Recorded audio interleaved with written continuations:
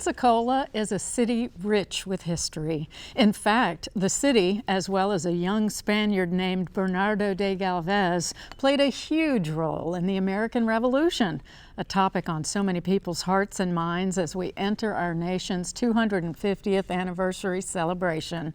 Joining me on part 2 of our special broadcasts, Remembering Galvez and the Battle of Pensacola, 2 longtime Pensacolians with strong histories themselves of preserving and sharing Pensacola's abundant history. Many of you will know Nancy Fetterman. Nancy is an author and historian and is presently co-chair of the City of Pensacola's Cultural Affairs Committee.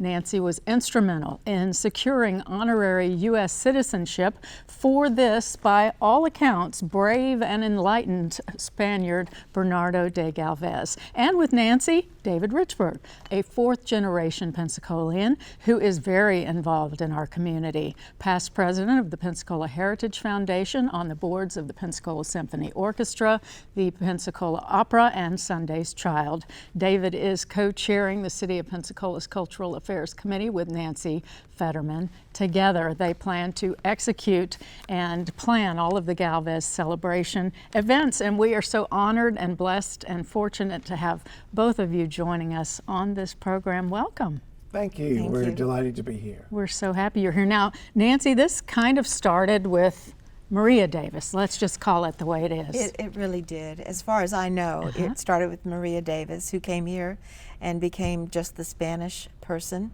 in charge of lots of things. And one of the things she did was continue to bring in the Spanish ship Elcano. And her claim to fame is one of the Fiesta queens married one of those men from, and that she later became the one who called me and said, "We think you should make Galvez an honorary citizen." She put together so many trips for so many people She did. in this community. In fact, I was fortunate enough to go with you and Maria and Mayor Hayward and so many people that Judge Vinson and Ellen, and just so many people that would take the whole broadcast to name. But that was 2012, and you got calls after that. Is that correct? Yes, I got called in 2007, and or was it 2007? 2007. And somebody called me, and I answered the phone, and they said, "Mrs. Fetterman," and it was a Spanish person, and they said, "You are the lady," and I said, "Yes, I do know Maria Davis," and she said, "Well," he said, "Well, we want you to make Galvez an honorary citizen of America," and I said, "Who did you say you were?" Who is this? How do we do this? So anyway, that's how it started. That and then lots of people helped me do it. I mean, Margot was part of that, and there was a group of people that the mayor got together, and we started writing a request to have an honorary citizenship for Galvez. Wow, that is so amazing, because David, there are what, 8 honorary citizens? He was the 8th, and it was Jeff Miller, our congressman, that took what Nancy wrote to Congress. It took a long time, though. I must say that it was very hard for me to get in touch with him, and it took a while until he was convinced of it. And once they did a portrait in the Capitol building, he took it more seriously. Of Galvez. Of Galvez. Yes, and he did contribute so much to Pensacola and the United States history. So let's talk about how Mayor Hayward turned May 8th into a special day. Yes. He did, and after going to Spain, he appreciated it. But before that, after you got the 8th honorary citizenship, I was at Nancy's house having a glass of wine, and we said, you know, with what he did for Pensacola, with what he did for America, we really need to erect a monument, and it needs to be a significant monument. So before we finished the second bottle of wine, we decided to do it. So get Nancy something done, had worked get these with two. Bob Rasmussen previously on some sculptures, Sacred Heart things. and he was a neighbor of Nancy's. So Bob said, "Well, I've never done a horse, but I'd love to do General Bernardo de Gálvez. And so he said, but my studio's not large enough to do a horse. And Nancy said, but your garage is. So he said, well, it's hot in the garage. She said, well, we'll get you a fan. So before we left, he had agreed to do it, and he enlisted the help of his daughter, Catherine. And Nancy actually went to Madrid and took close-up pictures of the uniforms in the museums, so that Bob would have, and Catherine would know exactly how to make the braids and the buttons out of clay to put on the uniform. So it was our obligation or our task to develop a committee to raise the $500,000 that it was going to take for this monument. So as past president of the Heritage Foundation, we had done the concerts in Old Seville for years to bring attention to the downtown, and we had raised money and re-roofed Barclay House and Door House and all these other houses that were getting ready to fall in to save them. But the Heritage Foundation needed another project because we'd saved all the buildings just about. Right. So I approached the board of the Heritage Foundation because we needed a 501c3 to raise the money for this monument, and it was something they needed to participate in. So they agreed to be a part of it. So Jim Green, who was on their board at the time, we made chairman of our monument committee, and we went out in the community and tugged on people's sleeves and put a wonderful committee together, and we started doing fundraisers, and we raised $500,000. And there you go. Well, Quite a story. And we took some maquettes. We made some maquettes, and for whoever bought the maquette for whatever it was we were charging, got to keep that smaller horse that was just exactly like the big one. Yeah, just so the amazing. Foundry in Atlanta made us maquettes, and people About that 4, I donated think. $25,000 and above received one. So there's several people in Pensacola that have Very exact nice. replicas Nice? of that monument at home in bronze. Well, and some of us have small little plaques there on the monument. We do what we can. Yes. But it's quite, we're talking about the monument that is downtown. On Where is Palafox. it? It's at Palafox and Wright, and Ashton said to us, he said, well, you know, it's city property. Where do you want it? They said Where do you want it? He said to me, he says, "Where do you want to put it?" I went, "Well, I'd really like this piece of property because Right. you got it." Oh, nice. So, but he said, I don't want to do that. I want you and Nancy go to the city council and ask them Do for it appropriately. So we went to the city So we did. council with the clay maquette, told them what we wanted to do, and of course they voted for us to have that And location. it took about 8 months, 10 months. Yeah. Of So it building was this. 2015 when we formed the committee, and it was 2018 when we dedicated the monument. Yeah, we've got some pictures that we're showing as we're discussing this. Now, this is at the corner of Wright Street and Palafox. Palafox. It's on the way to the old fort. It's Right. at the very north end of Martin Luther King Plaza. And we thought that the personage of Galvez should be saying, you know, I'm leading us up to the fort.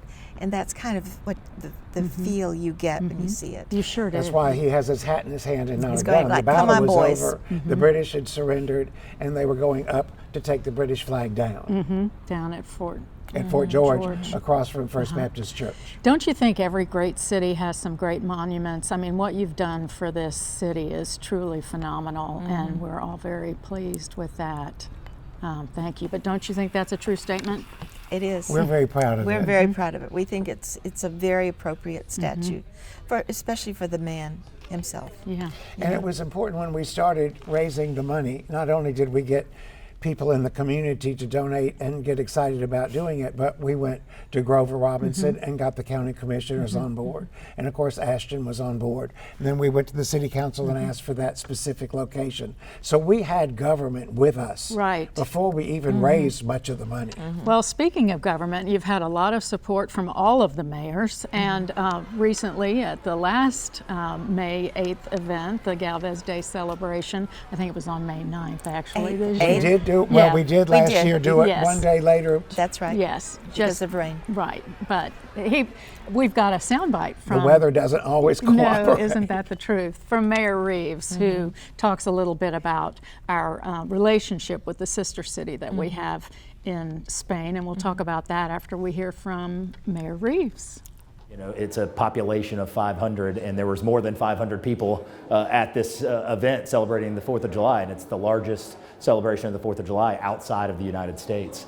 And it was really, really cool to see how important this event was and how important their history, our shared history, is to folks thousands of miles away in a city that many of people in Pensacola or in the United States has never even heard of, that they celebrate what a victory that was, and that one of their hometown people, hometown families, was the reason for all of that history. So that was Pensacola Mayor D.C. Reeves. He's been very supportive, as have the mayors who have all been involved.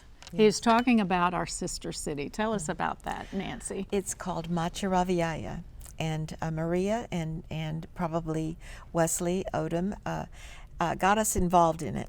And what they do every year for the 4th of July is they celebrate Galvez's victories in Pensacola. So this small little town in Machiravillaya, just outside of Malaga, put together, they all have costumes. Everyone in the city has costumes. And they march to this big amphitheater and they tell the story. And they have these magnificent people that live there who tell the story. One is a king, one is a queen that has just recently died, tells the story. It's just remarkable what they can do. It's heartwarming to see all of the people in that small town honoring the United States. Absolutely. Honoring their native son, Galvez, and they love this so much here that they've come many times. And they're eating hot dogs and hamburgers in Isn't our that honor. fun? And the church made a big sacrifice also. Yes. I don't know When what you're talking Galvez needed money. Oh, that's what I was going to tell you. That was a wonderful story. There was a church in Machiravillaya and in Malaga that they call the One-Armed Lady, because when Galvez was still in New Orleans, he needed some more money to support his cause. And he phoned home. He called back and they sent money to him. They took all the money that they were saving to build this second bell tower and send it here for the American efforts. Wow. So what a sacrifice. And so they never built the So second one. they never built the love second that. one. But there's the Sons of the American Revolution have given them money, and they have a big sign inside the church that this does not have a bell tower because of this. Because we supported this effort in Pensacola, Florida. In Pensacola, Florida, so long ago. How did they know that it was such an important place? How did they know all across the Gulf Coast was important to their stance? It's just incredible, and our area has really embraced our sister city. Absolutely. And just created these relationships. Well, Mayor Campus comes every year for Galvez Day, and we always have some people from Spain here. We had a lot of people here for the dedication, 2018. But this year, because of the 250th, we have perhaps 20. There's about 20. 20 coming from Spain to help us celebrate this. And we'll talk a little bit later about the things that the city is doing that our committee is working on now. For that whole week, actually. It's quite a celebration that they have there and that we have here. And Trevor Odom was the MC of last year's Galvez Day celebration, and it's good to see young people being involved. So. And he is wonderful. He's wonderful. Well, let's have a listen to what he had to say about the festivities. Every year it's going bigger and bigger, and next year, especially with the 250th anniversary of July 4th, we're planning a huge week, and we're expecting between 300 to 500 people in this 20-minute statue celebration alone. And so it really is nice seeing Pensacola, with the city's support especially, supporting Galvez and telling people the history, because we all know George Washington, we all know Thomas Jefferson and John Adams, but very few people know who Bernardo de Gálvez is. This is our small way of saying, putting him on the map, putting Pensacola on the map, because the more we do that, the more Americans will know, our true history. Machiravillaya was Galvez's birthplace, and being able to have that connection, and they send delegates over almost every year. Next year's going to be the big one. We're expecting 40 different people from all across Spain to come for our Galvez Day celebrations, and it really is so important that even the King and Queen of Spain, King Juan Carlos and Sofia, back in 2009, they came and laid a wreath at Galvez's statue, and he spoke in front of the public at Ferdinand Plaza. So I mean, Spain has really put a lot into Galvez, and it's becoming more and more known across history, and he's really transcending the history of both continents. We were just hearing from Trevor Odom, who is the governor of the Granaderos y Damas chapter in Pensacola. What is that? That's the soldiers of Galvez, and the soldiers and the ladies of Galvez. And there's a great, huge portion of them along the Gulf Coast states, because those are the states that those forts were that Galvez repatriated. So these groups get together. They're actually Well, coming they're here? gathering Galvez Week. They'll be here for a convention, about 250 of them, I believe. They're coming from Texas, Louisiana, Mississippi, Al- I don't know, New Alabama. Orleans? I don't Yeah. know about Arkansas. No, not I Arkansas. don't think Arkansas. It's just the ones along the Gulf Gulf Coast, Coast. Okay. that were all British, and Galvez got rid of them. Yeah. So they will all be here for their convention, and they'll be participating in all the events during Galvez Week. And there are going to be a number of those. There are other groups that participate in this as well, though. Would you We tell have us the about Daughters of those? the American Revolution, the Sons of the American Revolution. Chapters are coming from all over the South. We've got descendants of Williamsburg coming. There are people coming very, very far distances to help participate in this year. So how did it come about that the two of you were put together? I know you've done so much with the statue and with having Galvez become an honorary citizen. I mean, it's obvious that you two are the ones, but you talked to the mayor and he said, let's continue this on in a more official way, or? Yes, well, since the Heritage Foundation, Pensacola Heritage Foundation was a big part of building the monument, they were spearheading the celebration each year. But Mayor Reeves wanted to make it a city function. Citywide function. Citywide function, and not a Pensacola Heritage Foundation function. I see. So he asked us to head the committee and to bring in DAR, SAR, sister cities, Granaderos and Damases, everybody we brought in, West Florida Historic Trust, Pensacola State College, University of West Florida, and we want this to be a citywide group of people celebrating this. It's just wonderful, and it's not just for people in those groups. This is for the community. It's for the community. Absolutely. It's all for the community. It's all And for it's so exciting to see people really getting in there and working. You know, because we've worked so hard to get this going, but it's really, once you explain to people how important Galvez was to the American Revolution, the film that we just saw was just fabulous, and this is more of the rest of the story. So speaking of the film, The American Revolution, the Ken Burns documentary that everybody's going to be seeing, we got an early screening. Yes. What are your thoughts on that? As did a lot of members of the community. It was Oh my packed. gosh. It was really packed. I learned a lot in high school and in college in history. This film is so much more in depth. It encompasses so much more information. I learned things that I'd never heard just in what we saw the other night, and I hadn't even seen the whole film yet.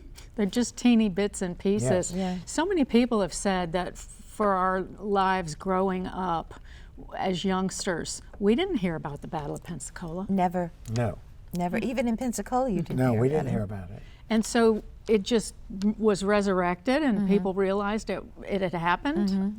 Well, I don't know exactly how it happened, but people, I think more and more educators started looking into what happened along the coast. They knew about Galvez, and they knew his importance along the Gulf Coast. They just didn't know.